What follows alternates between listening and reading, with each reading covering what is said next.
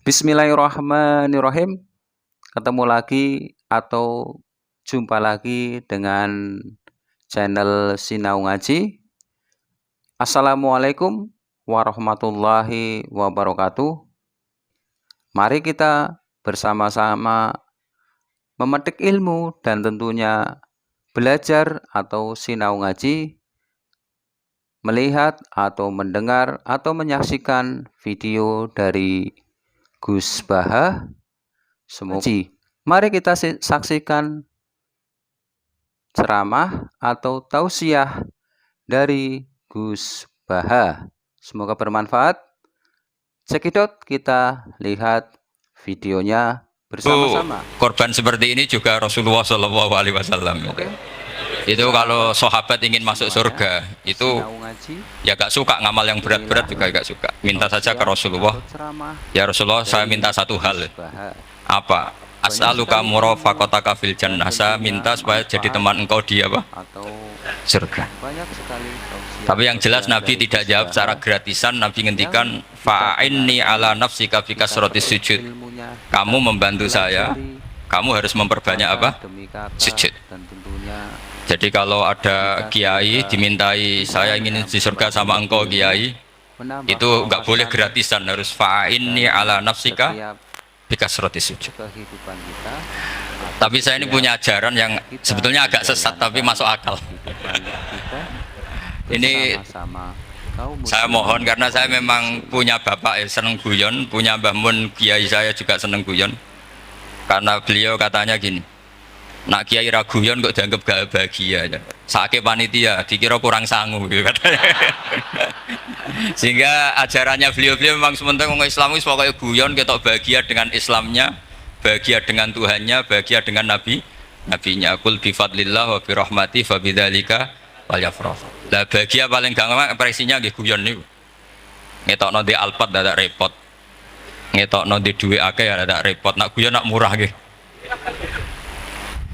Itu beberapa sahabat itu saking cintanya Nabi, itu cara berpikir kayak teman saya itu sering nasihatin saya, Gus ojo soleh nemen-nemen engkau nak ning swarga mari bareng Mbah Mun sungkan katanya.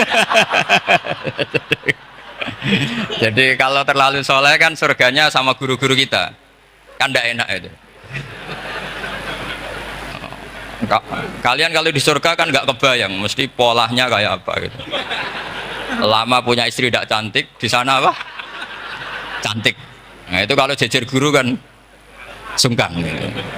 Jadi makanya kata teman saya, soleh pas-pasan ya Gus, ben swarga ini enggak sama siapa? Mbah Mun katanya, sungkan katanya. Nah ternyata pikiran itu juga ada di sahabat. Ya Rasulullah, saya puas-puaskan melihat engkau di surga. Kenapa? Saya tidak mesti masuk surga. Kalaupun di surga beda kelas dengan jenengan. Jadi para sahabat ya sadar, kalaupun di surga beda kelas dengan jenengan. Tapi pelajaran yang kita bisa terima adalah bahwa semuanya itu harus ada amal kita. Sehingga Nabi ngendikan fa'inni ala nafsika bikasrotis sujud. Maka tolonglah saya untuk mengabulkan permintaan kamu dengan memperbanyak apa? Sujud. Saya akhir-akhir ini sering kampanye tentang sujud. Caranya gimana? Ini sekaligus untuk anak-anak PSG utamanya karena yang mengkaji Quran. Kata ulama, mentahbib ya, menyenangkan orang kepada Allah itu butuh bayinah. Bayinah itu logika yang kebenarannya itu cara Jawa itu jelas welo-welo, sangat jelas. Namanya al-bayinah. Saya ulang lagi ya, namanya apa? Al-bayinah. Sehingga dengan logika itu orang yang kafir saja menjadi mukmin, yang fasik menjadi soleh, yang soleh bila ilmin menjadi soleh bil ilmi atau bil hujjah.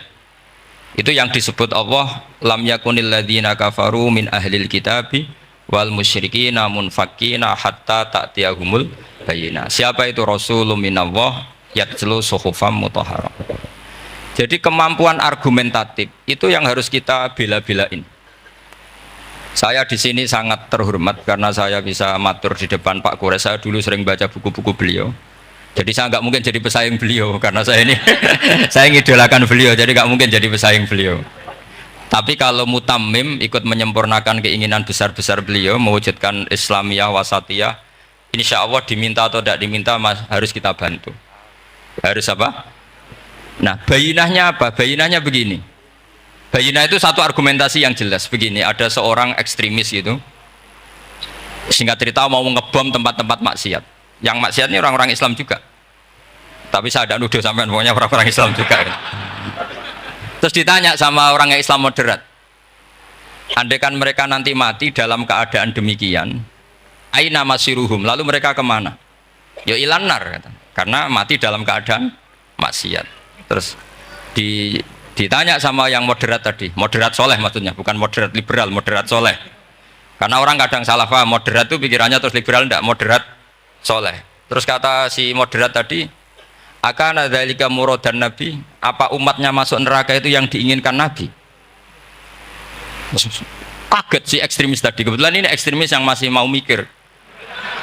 Terus enggak, itu enggak yang digedaki Nabi. Kalau gitu ya jangan, kita tunggu tobatnya, kita proses bersama supaya mereka mau tobat. Karena dukhuluhum annar itu tidak muradan Nabi, tidak yang digedaki Nabi Muhammad SAW.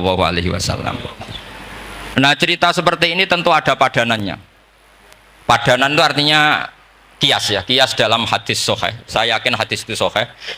Kalaupun itu dhaif itu yata'ayyadu bi fatwal ulama, menjadi kuat karena banyak ulama yang fatwakan seperti itu. Saya pastikan itu diriwayatkan Qadhi Iyad dalam kitab Asy-Syifa, juga diriwayatkan Ihya, juga diriwayatkan di Hayatus Sahabah.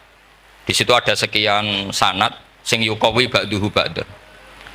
Kenapa ini saya utarakan? Karena di kota itu sanggerono hadis itu takokno sahih ta ora. Kadang sing takok ya ndak paham itu. Wong maca kitab ra iso kok takok sahih ta ora. Yang ditanya juga aneh. Terus berusaha jawab. Padahal kadang ya ndak bisa juga jadi. Jazakumullah. Assalamualaikum warahmatullahi wabarakatuh.